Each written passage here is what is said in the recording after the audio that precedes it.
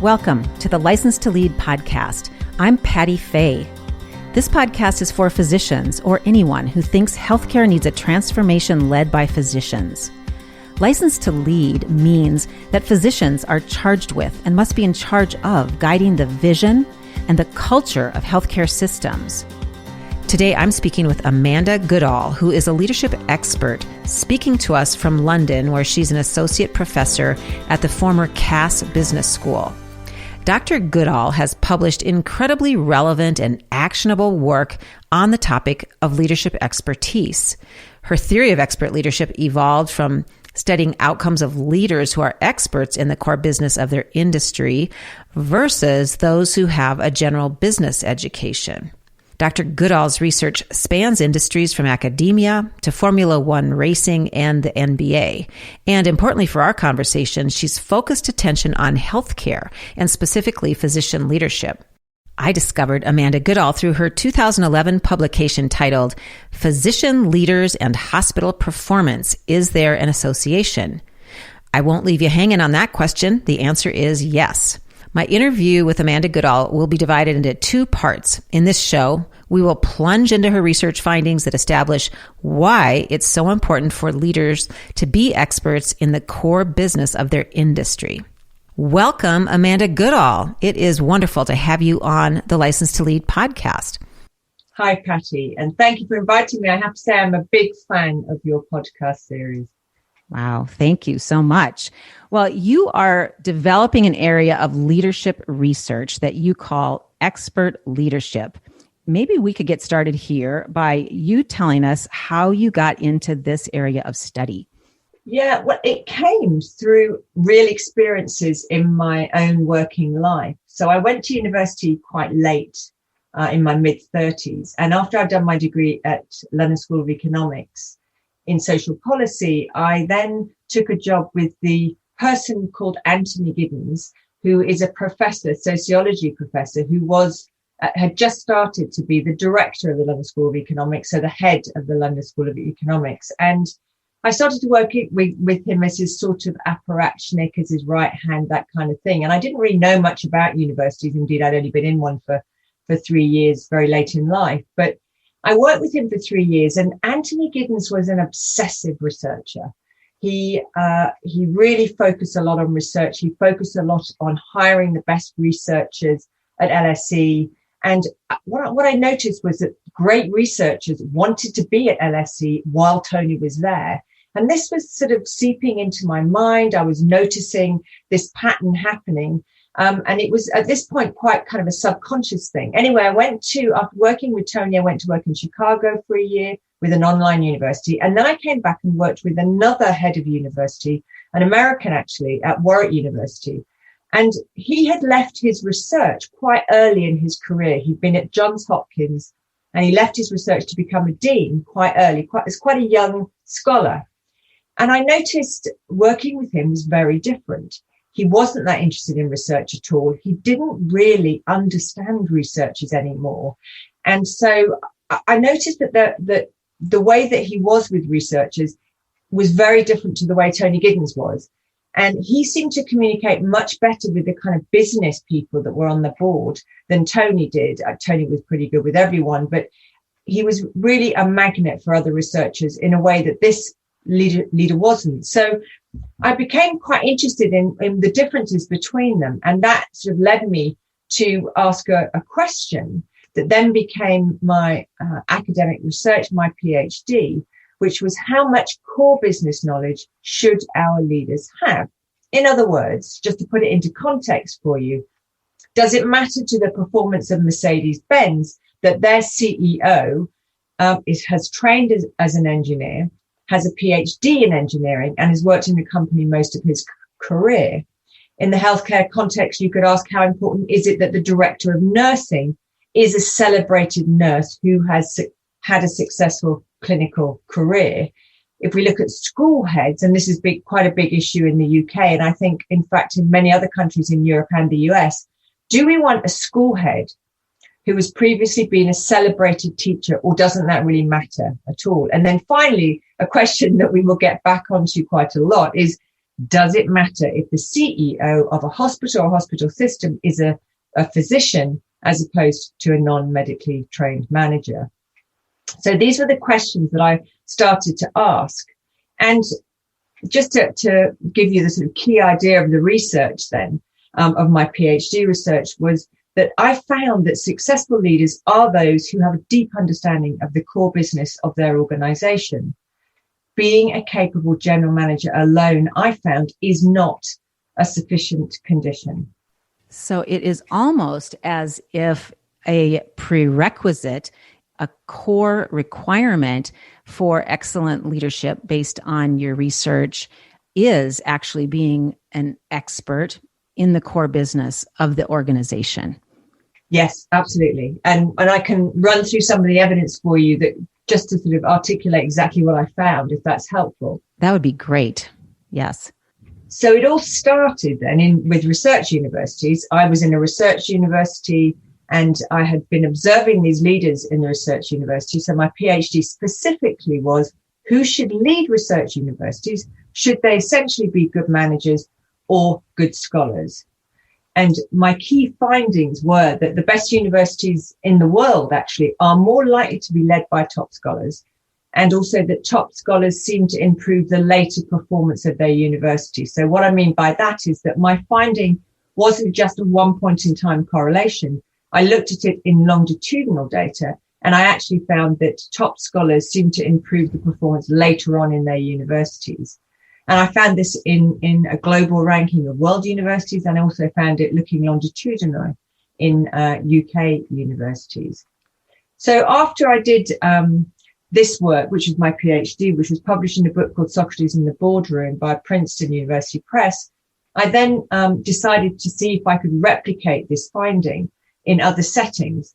So the next step was to go inside universities and to look at whether I could find the same kind of pattern at the heads of departments level, so academic chairs, as we call them.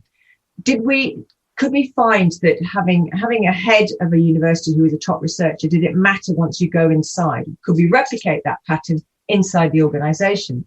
So working with two economists, we looked at the change in performance of 58 US economics departments over a 15-year period. We had a number of controls. In most of my research, we use econometrics, we use regression equations, and we try and control for as many things as we possibly can. So we did that in this study, and we found that departments, academic departments, go on to improve when they are led by chairs whose own research is well cited. In other words, they are top scholars, just like the head of the university.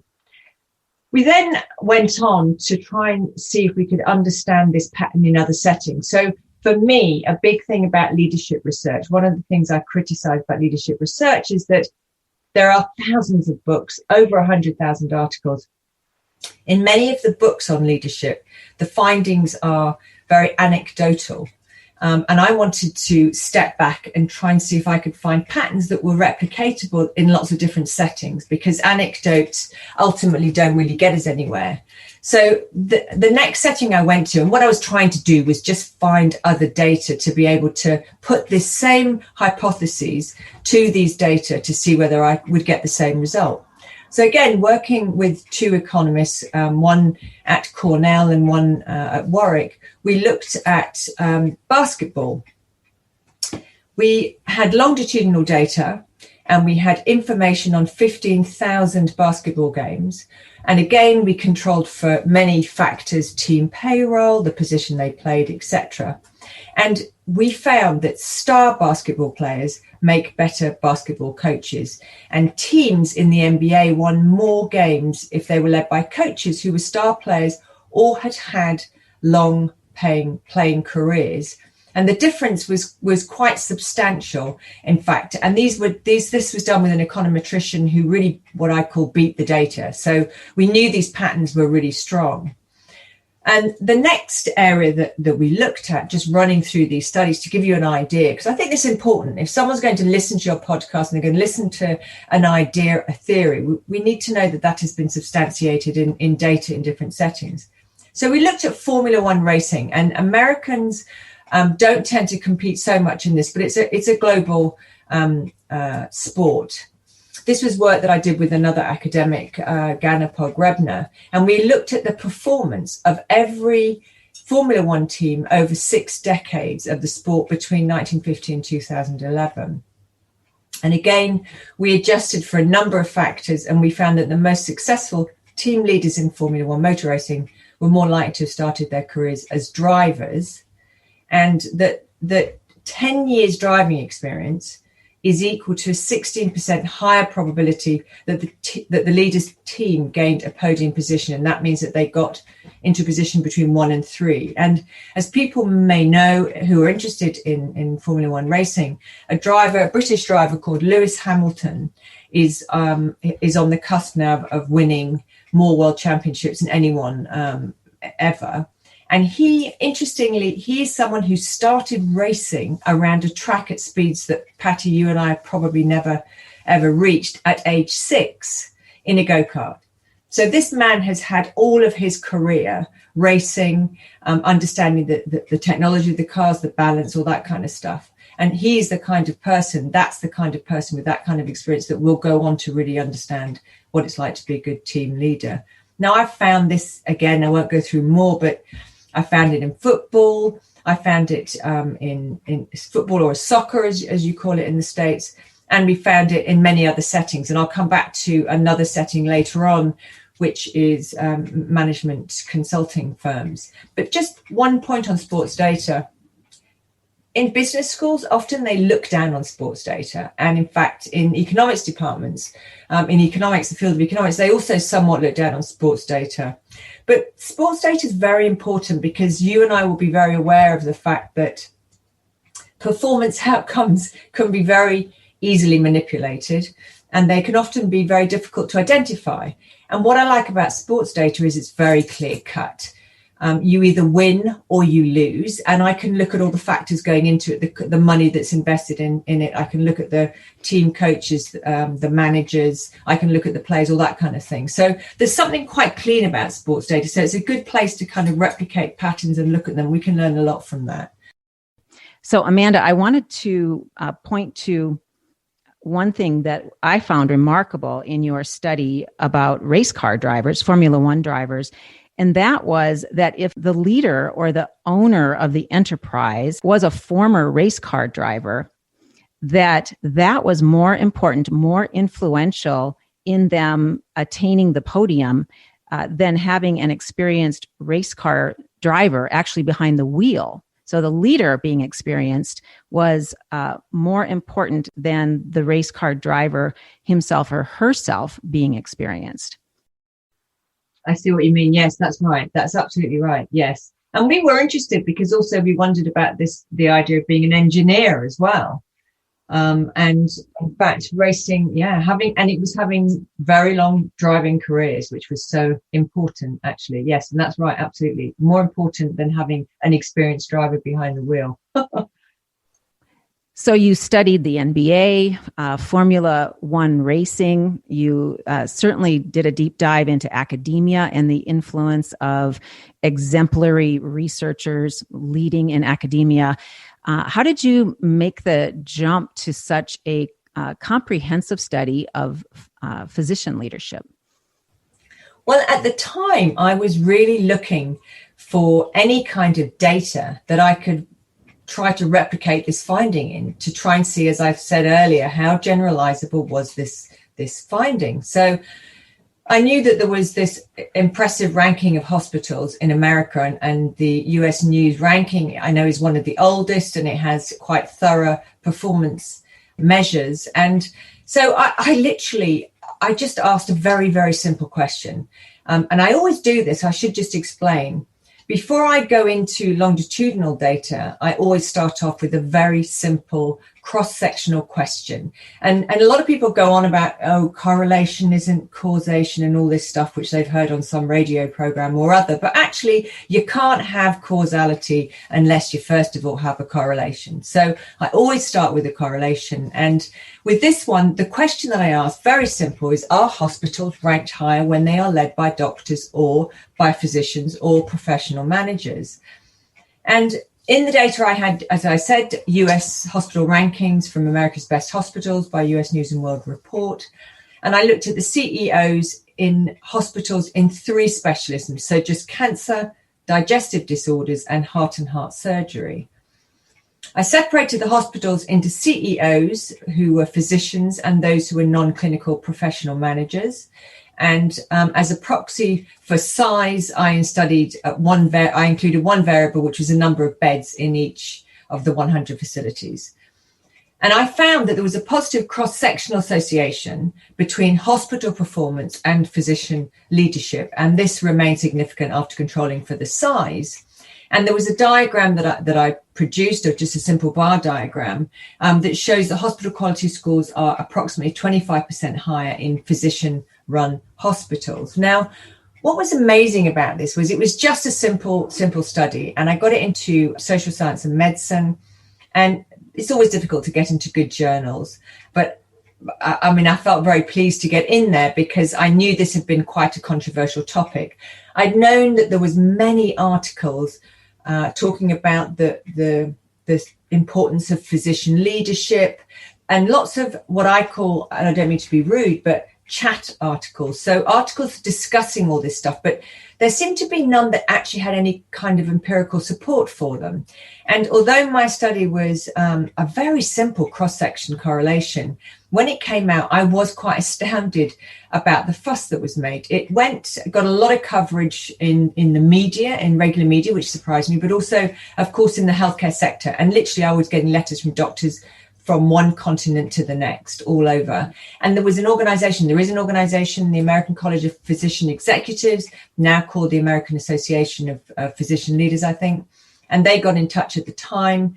And it was quite interesting because I always remember this woman who's now become a friend, Cherise, saying, finally, we've got something we can use, because they've been around for 40 years. So there was an intrinsic knowledge that physician leadership was important. But, this very simple study just seemed to spark the imagination. It was like a hand fitting into a glove, and they've been waiting for the hand for many years. And even though, it is a simple study. But so then later, what was interesting was in 2017, another group of scholars came up, Tazi Keswani Bozak, came up with another study in Healthcare Management Review, and I can give you the link to that.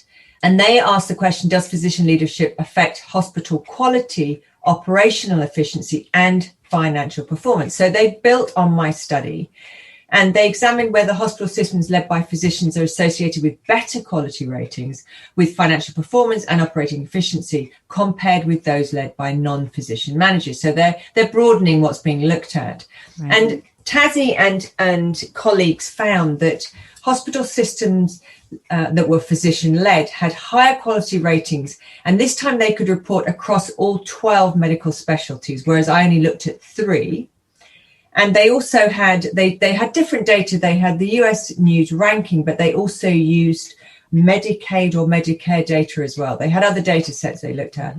They also reported more inpatient days per hospital bed than did non-physician-led hospitals. And interestingly, there was no differences in the total revenue or profit margins between the two groups. And I found that particularly interesting because often we've become used to, you doctors go and do the doctoring and the physicianing, and we will do the business stuff and all the rest of it. Well, it turns out that actually doctors are quite capable of doing that because there was no difference. So I thought that was a very interesting study, building on mine and developing it further. And then there's more studies coming out. I've got a study using Iranian data, actually, with an Iranian co-author. Again, we found using 3 different types of hospitals, public, private, and kind of NGOs, non-governmental organizations. We found the same thing. And this time we had clinical and non-clinical senior managers, and some of the clinicians were also nurses, so the majority of them were doctors. And we found exactly the same thing, that hospitals perform across these 3 systems seem to perform better when they are led by clinicians, and the overwhelming majority of those were physicians. I mean, just one final study to finish off with that I often cover when I give my talks, because I think this is important, and I think it's really relevant. In this country, we often have boards of universities, of hospitals that are made up of what we call the great and the good. And very often they are lay people. So they're people who have come from other sectors. And there's been this sort of mythology that we need to have these great and good from other sectors because they're bringing all this external knowledge into the, onto the board, blah, blah, blah. Now, I think I could agree with that up to a point, that you want some people who have expertise from outside on a board naturally when you're looking at these big issues. But in the UK anyway, and I know that in America, there are many of the same problems on university boards. I don't know so much about hospital boards, but there are not enough clinicians, I think, on boards other than those that are tied to the hospital that we're talking about. So this is a study done by Baroness Kirkpatrick and Velasquez, who have done a lot of work, again, in social science and medicine.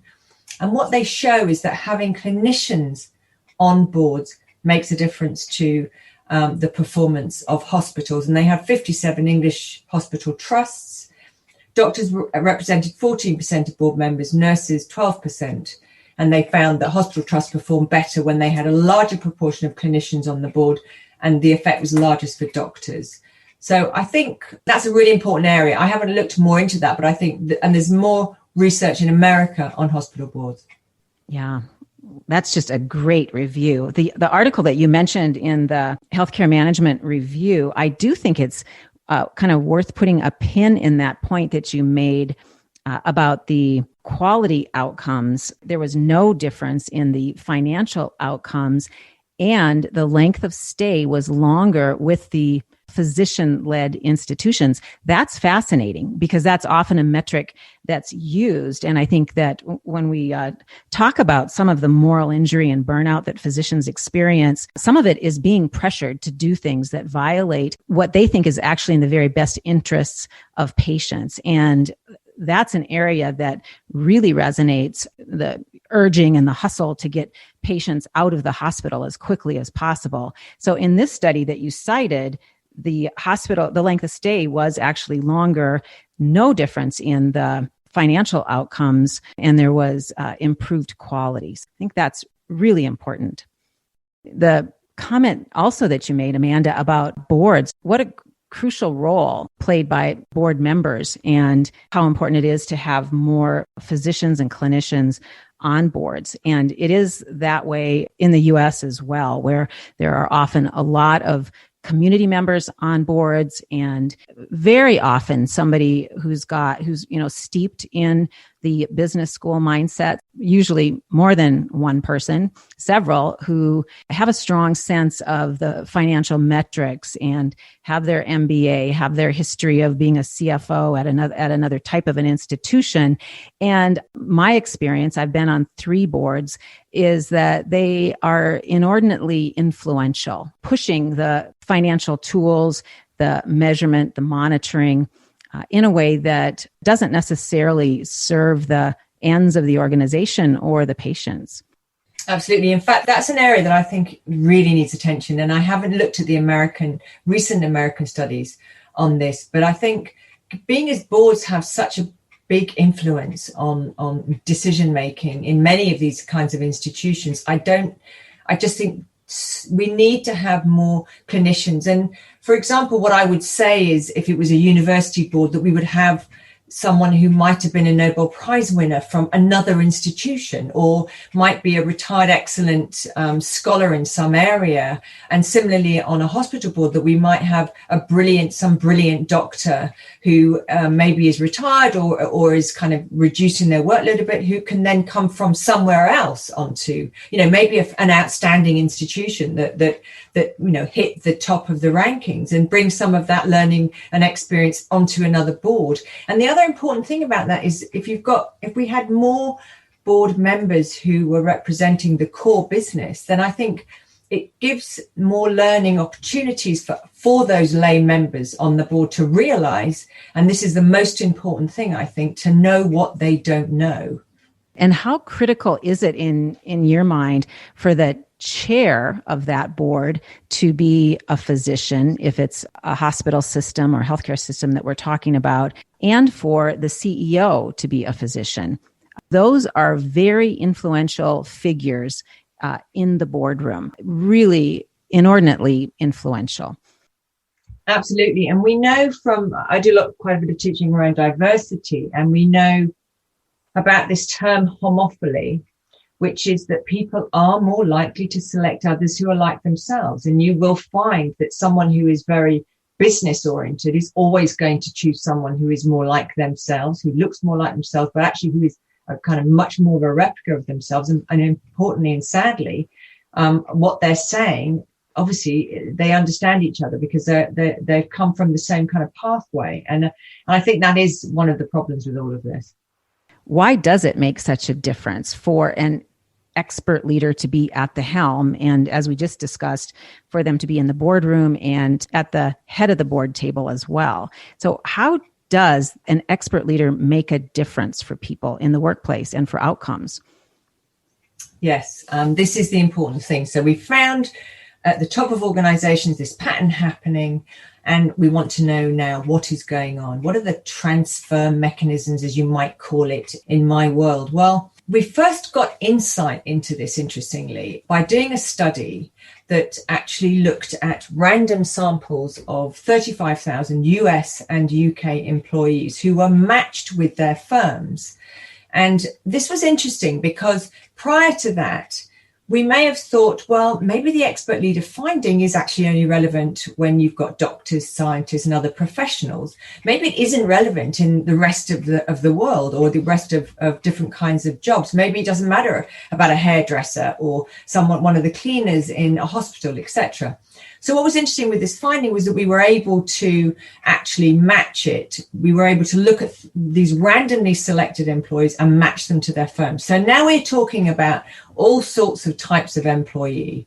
And this was really helpful for the reason that it meant that we could ask the question, is it just relative and related to experts, or is this an important finding beyond just what we might think of as professionals? We found that the single strongest predictor of job satisfaction is what we call boss competence or expert leadership. Now, how did we do this? We identified 3 critical influences on job satisfaction. When employees were managed by a supervisor who could perform the employee's job, if the line manager worked his or her way up the company or started it, or a supervisor's level of technical competence as judged by his or her employees. Now, all of these 3 were extraordinary predictors for greater levels of happiness among employees. And when we first saw the bar diagram, we were quite astounded by the size of the effect. So we now understand that employee job satisfaction explains a lot of our expert leader finding, and I'll go on in a second to talk about some more of those studies. But job satisfaction is actually really important for worker well-being. Naturally, you want to have happy workers, but it's also incredibly important to individual and organizational productivity. And there is a wealth of studies now showing that happy workers make productive workers. And in some ways, it seems like a kind of very obvious finding, but this has been replicated now in all sorts of different places. And of course, everyone will be aware of things like best places to work rankings. And that's them just saying we're best places to work, happy workers. And it now has been shown, and in experimental settings as well, i.e. places where they've sort of made students or made subjects in an experiment happier, or when they've made them think of a sad event. And so they found this pretty well. So we know that happy workers are pretty productive. One concept that I like to use is discretionary effort. And I think that that's what we're seeing here is at least one of the factors that contributes to better organizational outcomes if the employees are happier is they're willing to give more of themselves. They're willing to do more than just the baseline amount of work that they need to do that they can get by with. But if you're committed to an organization, if some of these factors apply to you, then you're more likely to give greater effort or give that discretionary effort. Absolutely. And that's almost certainly what's going on, I'm sure. And it's a very interesting way to look at it.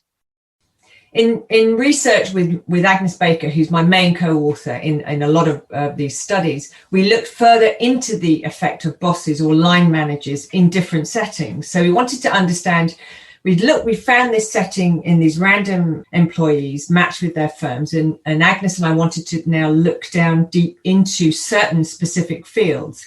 So we surveyed 600 faculty who were reporting on their immediate manager, their department chair, their head of department. And we did that in UK and Swedish universities. And we also, in medicine, we reported on doctors in 3 Zurich hospitals, in South Australia, in Wessex Deanery, with junior doctors, which Wessex Deanery is a training deanery in the south of England, and 3,500 doctors in Denmark. And they were all reporting on their immediate manager, who, in the case of the doctors, were also all doctors, if that makes sense. Yes. Mm-hmm. So these 5 countries, 5 data sets, and we found there was one story.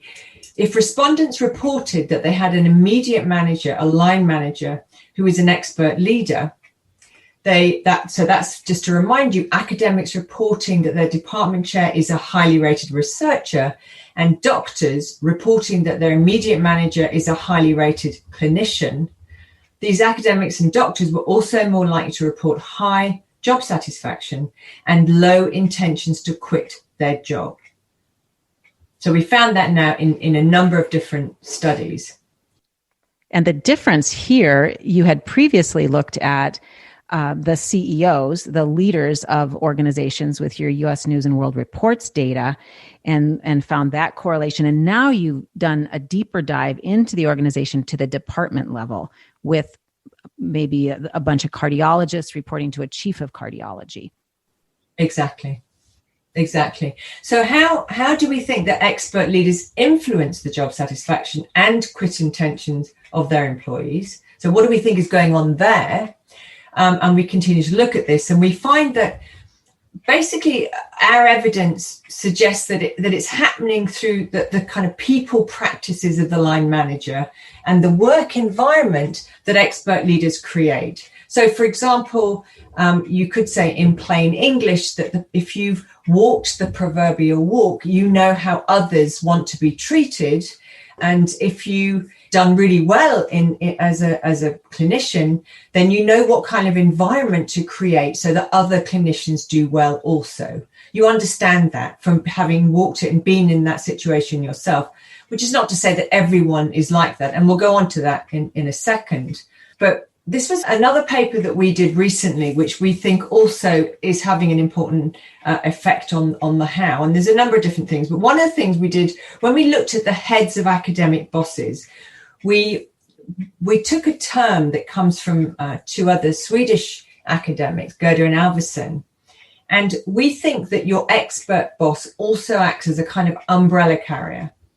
So what that means is that if we put it into the academic context, which is the one that we use, we think that if you've got a boss who is a researcher, that he or she may have great affinity with the rest of the people in the department who are, say, also researchers, and that what they might do is protect them from some of the shit that's thrown over the top by the administrators.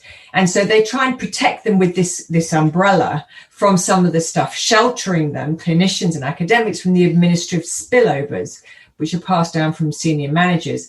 And we suggest that if you were not a great clinician or not a great academic, or you didn't care so much what your colleagues thought of you, then you may want to please the people who are above you because that's where you may be heading. So you might not care what your fellow kind of members or colleagues think about you, and you might just dump all that stuff on them because you want to please the management above because that's where you're heading. So that was an idea that we thought was very interesting. And when we've done further work looking at from our hospital surveys, what we found is that when managers are viewed as outstanding clinicians, doctors who are reporting to them also report, and this is statistically significant, that their managers give them better feedback, that they're also more consultative, that they understand the work, which of course they would understand the work. They tend to be more highly rated as a leader. And interestingly, morale is rated as excellent. So morale is better in departments which are led by good clinicians or good researchers if you're in an academic school. And another thing that came out, which we thought was very interesting, we don't really understand this, was in our Zurich study, we also found that doctors reported they had higher trust in the hospital's management and that they felt safer from bullying. Wow, just an enormous quantity of information, of really the whole scaffolding for excellence in the workplace and for creating a fantastic organizational culture.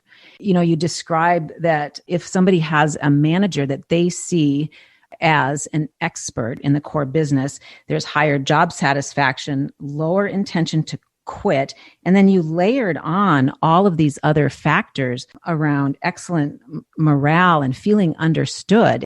Yeah. If you're outstanding in that core business, so if your manager or your mentor is also outstanding, then we think that that person can guide you much better in your own career. So you're more likely to look at them for and sort of respect them. There'll be, you know, a key word that's often used in leadership is the idea of being credible. If you are outstanding in that core business, you are credible. And we think that essentially they can inspire, but also mentor people to be better at what they're doing in whatever it is they happen to be doing, whether they're hairdressers, whether they're nurses, whether they're doctors, whatever they are.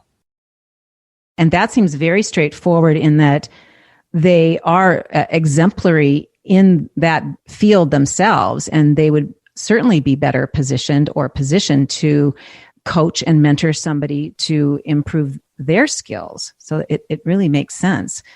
Part of this is also about empathy, that if you've been in that situation, you have an understanding. If a lot of the stuff that we teach in the stuff that you do, Patty, with Lynn, is in a way about kind of empathy related, is about what's it like to be in somebody else's shoes, to try and understand that, whether we're talking about self-reflection or whatever. In a way, if you have walked in that proverbial path already, you naturally will have some understanding about what it's like, and you will feel some empathy about that. The other factor that we feel as leadership is really important is that we feel that, and this was a quote actually that I got, which I think is a very, very poignant quote, and I use it a lot. And it was someone called Patrick Harkle, who, when I met him, was the dean of the Wharton School of Business, and in fact he's currently president of the Federal Reserve Bank of Philadelphia. And he said to me that an organizational leader sets the organizational standards for that, you know, and you could say that at a department level as well.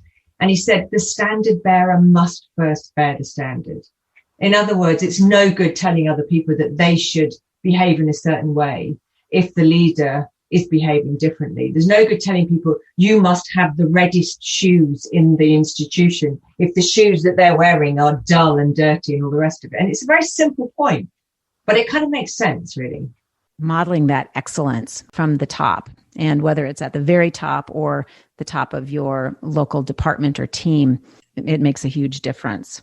Now, I should also say that of course, there'll be people listening who will go, you know, oh, yeah, sure, I can think of a great doctor, great physician, and he was a pain in the ass. He didn't know what to do or whatever. And one thing that I think you and I would both agree on is that being a core business expert in whatever field you happen to be in is not a proxy for having management experience or leadership skills. In other words, you also have to have some understanding about management and some understanding about leadership. Although I should say that a lot of our data and our findings were collected from heads of departments and heads of organizations prior to the kind of revolution of leadership training. So we know the finding exists anyway, but we're sure that it's enhanced with leadership and management experience and training. You try to hold that as a constant from what I recall from looking at your data, that there is an assumption of some level of leadership development.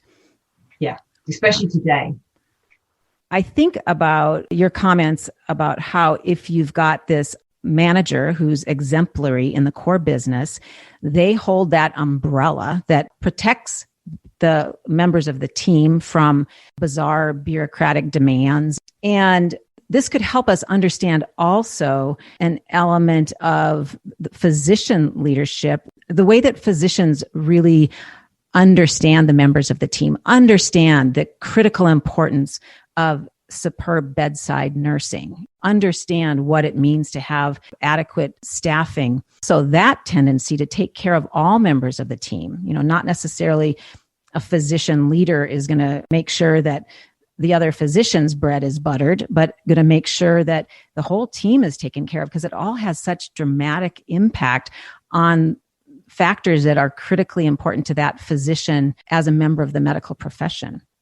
It kind of also makes me think about the fact of expertise more broadly. So, of course, team working is so fundamental in healthcare, and there's so much research on that.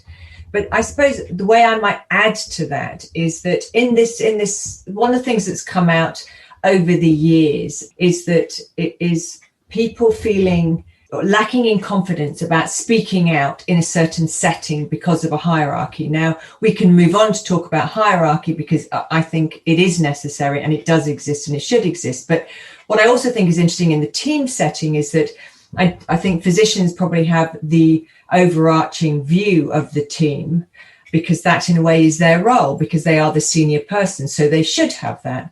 But I also think in terms of the research and how I would see team members is that each person in that team will be the expert at any one time. And one of the key points I think about sort of the head of that team is to allow that person to be that expert, whether it's the anaesthetist whose job it is then, whether it's the nurse doing a particular role or whatever, is allowing them to have the light on them and recognize that in that context, they are the expert at that point in time. And I think sometimes the hierarchy can diminish the people speaking truth to power and all those other cliches. But I sometimes wonder whether, if we do recognize that this is the overarching, the team expert is the physician, because the expert, that person is leading the team. So they have to be the expert, the overarching expert. But at different times throughout any kind of process, that mantle of expert will be moved on from one member to the other. So that's just an addition that I would add to the sort of thinking about that kind of team and expertise within the team. And that really jives with work around autonomy, that expert leaders, people who are exemplary in the core business, are more likely to preserve the autonomy of other team members, of people that are on their team and working for them. And do you have more about that? In the job satisfaction literature, of which there are mountains of articles and stuff, and it's a very well developed literature. It's one of the highest things in job satisfaction. Job security, I think, is top, but autonomy is like one of the most highly ranked things. And even being able to move your desk a little bit in an office will increase your sense of autonomy and your sense of job satisfaction. So it's extraordinarily important. Yes, and extraordinarily important for physicians, because physicians have such a need for professional autonomy so they can meet the obligations that we have to patients. And that autonomy, at least in the U.S., is constrained, to say the least, which I guess brings us back full circle to the primary reason for this License to Lead podcast in the first place. So, Amanda, we've covered a lot of your research that's established how important it is to have leaders who are experts in the core business of their industry. So I think we could wrap up part 1 here. Does that sound okay? Absolutely. All right, fantastic. So in part 2, we'll talk about leadership development, what the evidence is, what makes sense, what you've learned. And also, let's talk about business schools and the role of business schools. I think this should be enlightening since you work in one. So fantastic. Thanks so much, Amanda, and to be continued.